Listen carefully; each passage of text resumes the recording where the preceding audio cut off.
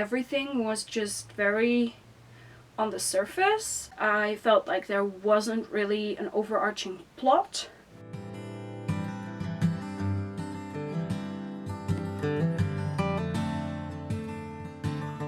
Hello everyone and welcome to a new video. My name is Femke from Fame to the Fiction on Instagram and Bookish Buddies on Twitter, and today I will be talking about my most disappointing books of 2019.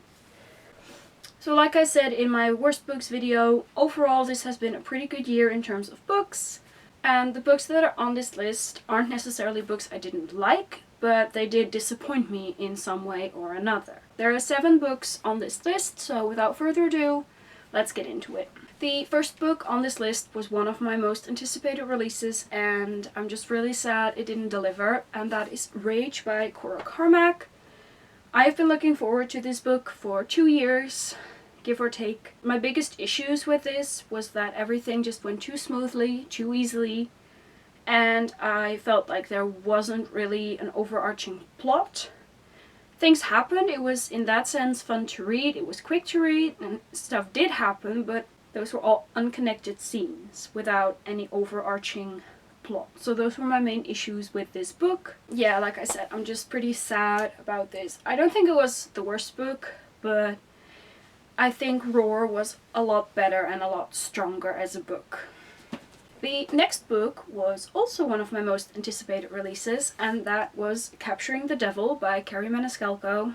Most of my issues with this were that, like, the first half of the book was only romance. Honestly, I liked the tension in the first 2 books, and the fact that it wasn't so romancy. I loved that it was gory and bloody, and there was murder and mystery, and I just missed that in this book.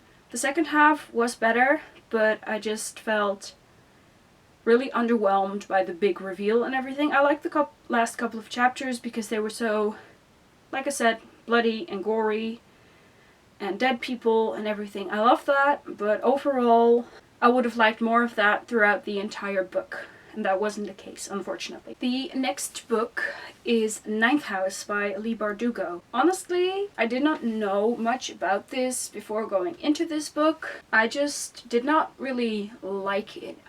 You were dumped into this world without any explanation, and I hate it when books do that. I mean, I don't need an entire info dump on the world, but I just want some background information that we can use when navigating the book, and that wasn't the case. In addition to that, it just took a really long time for it to really pick up. I think it was about 1/3 of the way in. I didn't like the main character, although I think that was intended. And basically the one character that I didn't like disappeared halfway through the book and didn't come back, which was really sucky. But oh well, what you gonna do about it?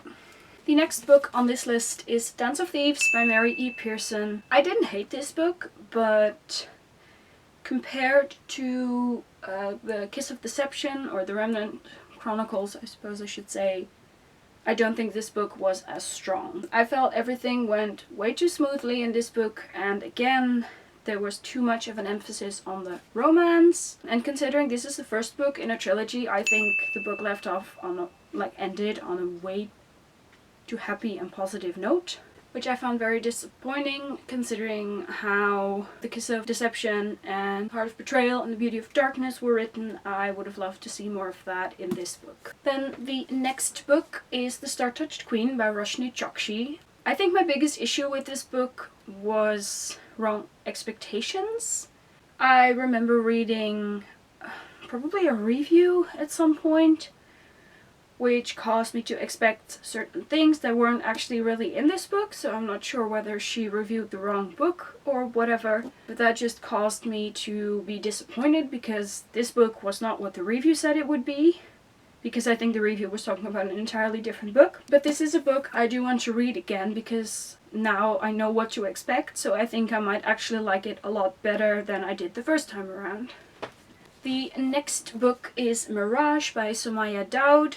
Honestly, I think most of the problems I had with this book stem from it being so short. It's like only 330 pages, I think. I felt that most of the things that are lacking within this book could have been solved to a certain extent by expanding. I really loved the world building in this book, but I just think, again, the overall plot, character development could have really benefited from expansion because everything just felt too simple now. I don't think the main characters really grew in this book, which I think is a shame. The final book on this list is Circle of Shadows by Evelyn Skye. I had really high expectations of this book. It just, in that sense, didn't deliver. One of the things I really missed in this book was depth. I felt everything was just very on the surface, such as world building, background information, character development. It just felt really shallow. I really did like the plot, but I felt like most of the other things in this book just needed more fleshing out. It needed more. So those were all of the books on my most disappointing books of 2019 list. I hope you enjoyed this video. If you did, like this video, leave a comment down below with your most disappointing reads. Subscribe to our channel and hit the bell icon so you'll be notified every single time that we post. And with that, I will see you in the next video. Bye!